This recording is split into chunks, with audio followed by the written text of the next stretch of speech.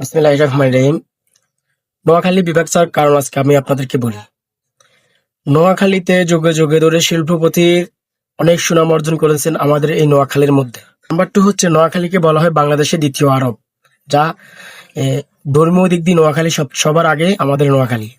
Number 3 হচ্ছে বাংলাদেশের 20 জন শিল্পপতির মধ্যে 1 নম্বর আছেন 11 জনে আমাদের নোয়াখালীর। বাংলাদেশের 20 জন ধনীর মধ্যে 11 জনে কিন্তু আমাদের এই নোয়াখালী।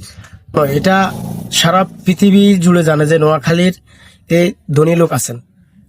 আর নাম্বার 4 হচ্ছে নোয়াখালী বাংলাদেশের 1 নম্বর ধনী জেলা।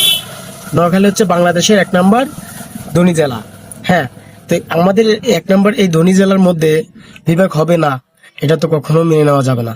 নাম্বার 5, বাংলাদেশের প্রাকৃতিক সৌন্দর্যের মধ্যে অন্যতম হচ্ছে আমাদের নোয়াখালী জেলা, যে জেলার মধ্যে রয়েছে আমাদের একটি নিঝুম দ্বীপ এবং প্রাকৃতিক সুন্দর ভরা, প্রাকৃতির অসাধারণ লীলাভূমি হইতে শুরু করে ম্যানগ্রোভ বন।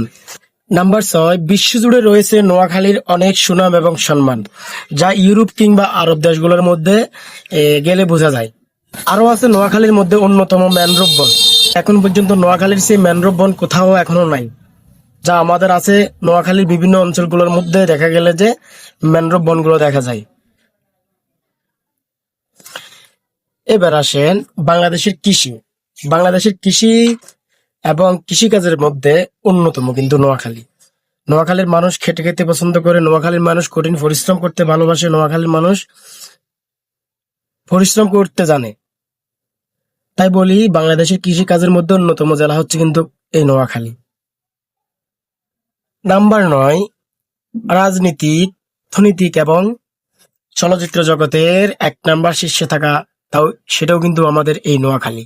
বাংলাদেশের রাজনীতির শুরু থেকে শেষ পর্যন্ত থাকবেন, যুগ যুগ ছিল, আশা করি থাকবেন আমাদের এই নোয়াখালীর মানুষগুলো, কারণ তারা রাজনীতি, অর্থনীতি এবং চলচ্চিত্র জগতের দিক দিয়ে অনেক ট্যালেন্ট তারা। নাম্বার 10 হচ্ছে আপনার সারা বিশ্বে যদি মানবতার মানুষ বলা হয়, যে মানবিক যে মানবতার মানুষগুলো থাকেন, মানবতার ফেরিওয়ালা যে মানুষগুলো থাকেন, সেটার মধ্যে 1 নাম্বার আছেন আমাদের এই নোয়াখালীর মানুষ। আপনি যেখানে যাবেন নোয়াখালীর মানুষকে মানবতার দিক